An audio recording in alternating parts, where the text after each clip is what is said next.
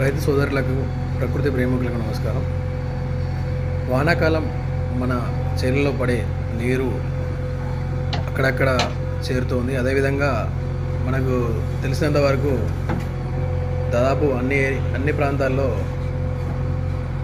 ఈ యొక్క నీటి ఊటలు అనేవి కూడా మనకు కొంత మేర గమనించవచ్చు. దాన్ని దృష్టిలో ఉంచుకొని మేము ఒక వ్యవసాయ క్షేత్రంలో లోతట్టు ప్రాంతంలో చిన్న ఊట బావిలాగా తీయడం జరిగింది. ఇందులో మీరు గమనించినట్లయితే కొంత వర్షపు నీరు, కొంత ఊట నీరు ఉంది. సో దీన్ని ఆధారంగా చేసుకొని అక్కడ మాకు ఒక చిన్నపాటి ఫామ్ పాండ్ని మేము ఏర్పాటు చేసుకోవడం జరిగింది.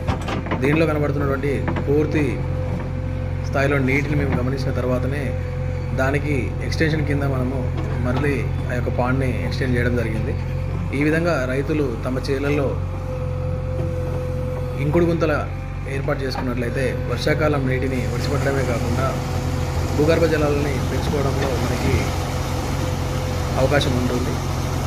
వర్షపు నీరు ఎంత మన భూమిలోకి ఇంకేలా చేస్తే మనకు అంత మేర లాభం అనేది ఉంటుంది.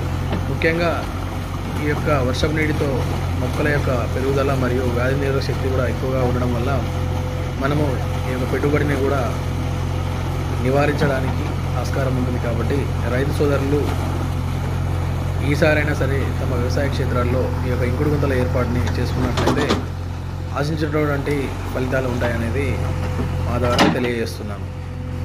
వీలైతే పాటించండి.